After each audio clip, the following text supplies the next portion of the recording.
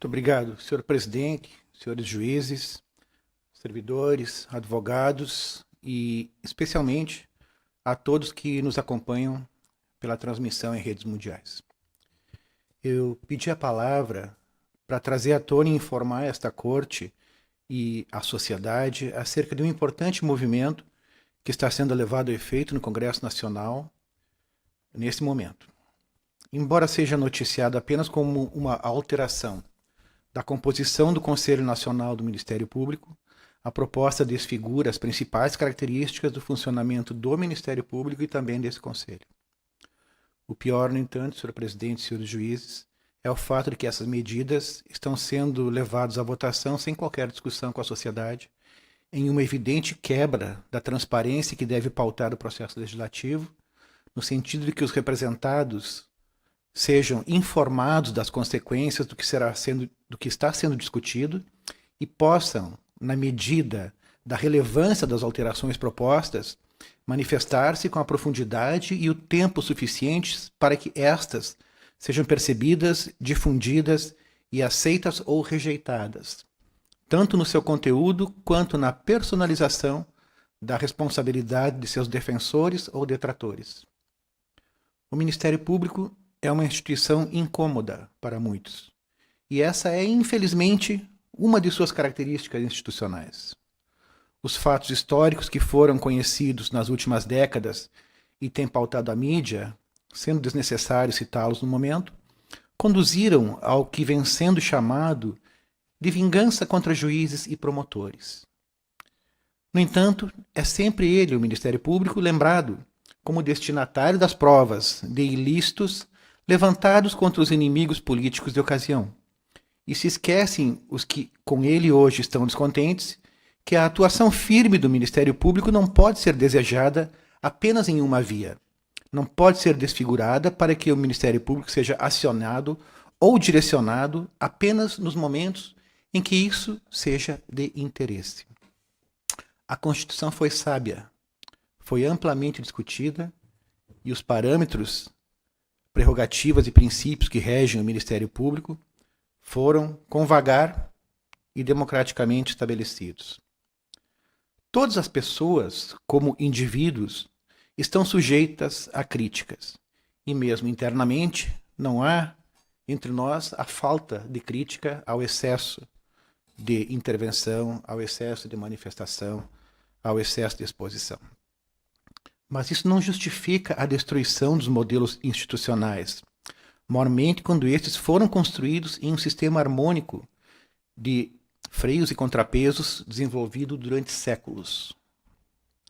Infelizmente, assistimos no momento a diversas iniciativas que vêm se desenvolvendo e alcançando implementação normativa que parecem conduzir a um estado em que se quer reduzir a eficiência do combate à corrupção, da defesa do patrimônio público, da probidade, da moralidade administrativa, do meio ambiente, dos interesses indígenas, a defesa do regime democrático e a atuação penal, dentre tantas outras atividades e interesses defendidos pelo Ministério Público.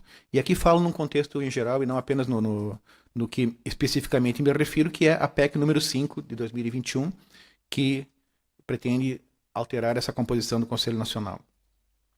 Mormente, quando contrariando poderosos interesses econômicos e políticos, a atuação do Ministério Público só será eficiente se os seus agentes puderem agir com independência e destemor, balizados pelas formas de procedimento e pelo conjunto de leis que regem sua atuação e conferem esses direitos à população, que ao fim e ao cabo será, talvez, a maior prejudicada pelas amarras que se lhe querem impor.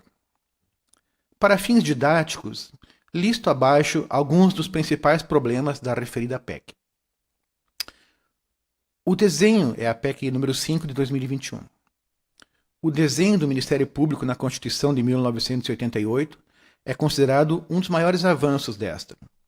A PEC 5 de 2021 abala dois de seus mais importantes pilares. Permite a interferência política direta no Ministério Público e extingue a atuação independente dos membros.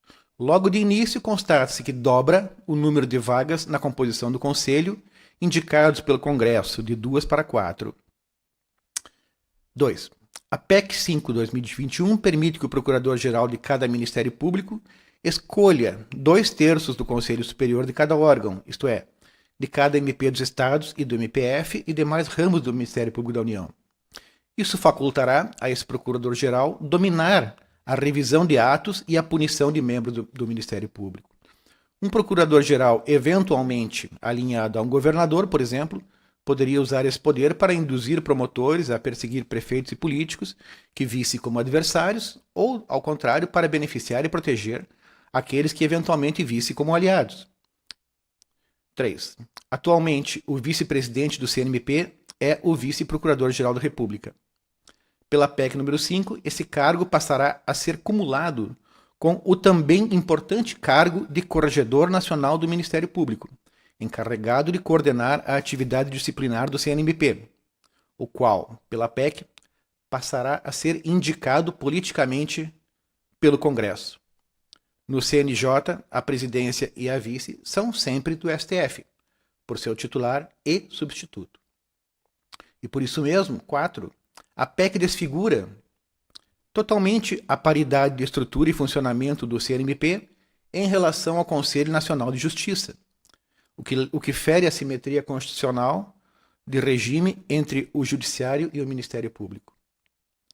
A PEC também dá ao CNMP, que deveria ser apenas um órgão administrativo para controle disciplinar e financeiro, o poder de rever qualquer ato funcional de membros do Ministério Público de todo o Brasil, e isso com base em parâmetros vagos e subjetivos, o que também fulmina a independência funcional.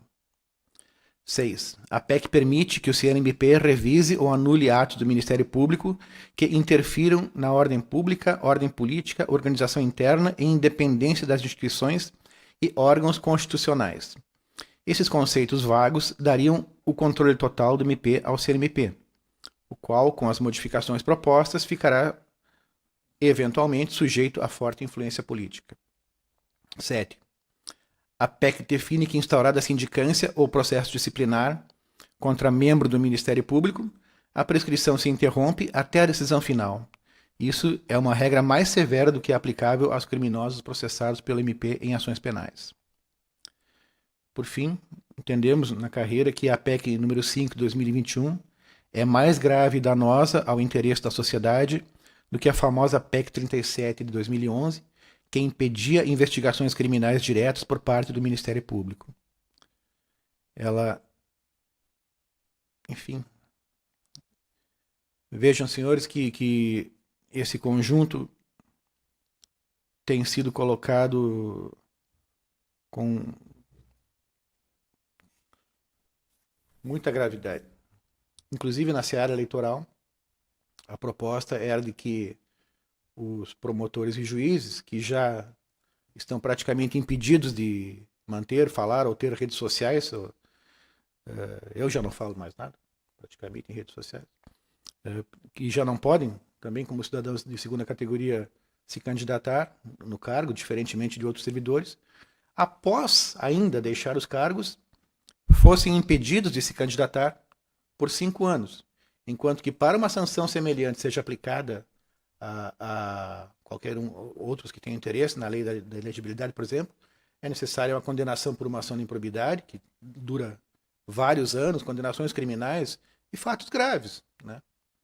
De modo que este é um dos momentos, me perdoe, e agradeço, senhor presidente, a oportunidade, dado que nesse processo legislativo sequer houve o parecer da Comissão de Constituição e Justiça, já que apenas esgotado o prazo, ele foi retirado e colocado em votação. É um dos momentos em que ou falamos alguma coisa ou nos calamos para sempre. Muito obrigado, senhor presidente.